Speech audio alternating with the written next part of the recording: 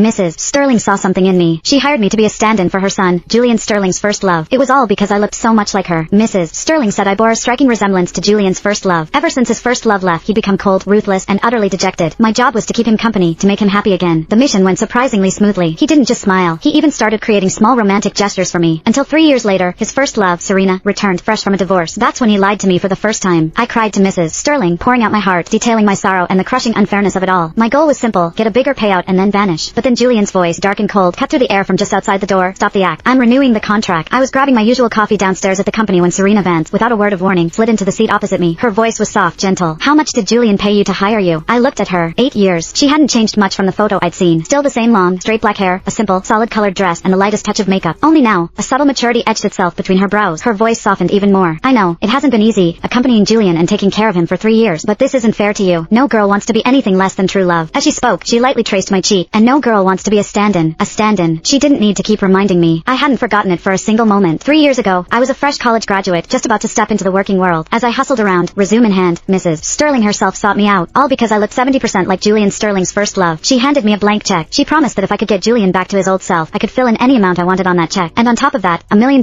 would be deposited into my account right on time, every month. I got it. This was the classic stand-in trope. The deal was incredibly lucrative. No one could refuse it. Not even me. That was Julian Sterling, a legend in Sterling City. I didn't hesitate for a second. I accepted. Under Mrs. Sterling's guidance, I styled myself after Serena. I straightened my hair, swapped out my wardrobe for simple, solid-colored dresses, and smoothly became Julian Sterling's personal assistant. The first time Julian saw me, he seemed to frown, but he didn't say anything. To mold a perfect stand-in, Mrs. Sterling also gave me a thick stack of files. They meticulously detailed Julian Sterling's preferences, from his morning coffee to his evening routine, his wardrobe, even his travel habits, every single thing. I was getting paid, so I followed every instruction without question. At first, I thought someone like Julian Sterling would be incredibly difficult to deal with. Julian was decisive, detail-oriented, and hated idle chatter. So, I focused on efficiency and precision, ensuring every detail was flawless. My proposals, often drafted overnight, had almost zero errors. My reactions and patience were sharp enough to handle any sudden emergency. My phone was always on, 24 hours a day, ready to answer his calls, never a word of complaint. Everyone said I was the best assistant he'd ever had. Slowly, he began to accept my presence. He'd eat the meals I cooked. He'd drink the coffee I brewed. Sometimes, when I personally prepared his lunch, he'd comment, expressionless, "It's awful." Then he'd eat every last bite. Our relationship grew closer with each passing day. After a perfectly ordinary banquet, I drove him home as usual. Without warning, he pulled me closer and kissed me. That night, our silhouettes intertwined against the windowpane. The next day, Julian had all my belongings moved to his mansion in the West Hills. When a black card was placed in front of me, I automatically unlocked a new identity, mistress. Besides the money from Mrs. Sterling and my assistant's salary, I was now receiving a third income. This arrangement was overly lucrative, at least from my perspective. We were like any other couple. We went to work together, cooked together. During intimate moments, I followed my instincts and responded with passion. Yet, in my heart, I remained perfectly clear. I was Chloe, not Serena. This play, it would end one day. I just didn't expect that day to come so soon.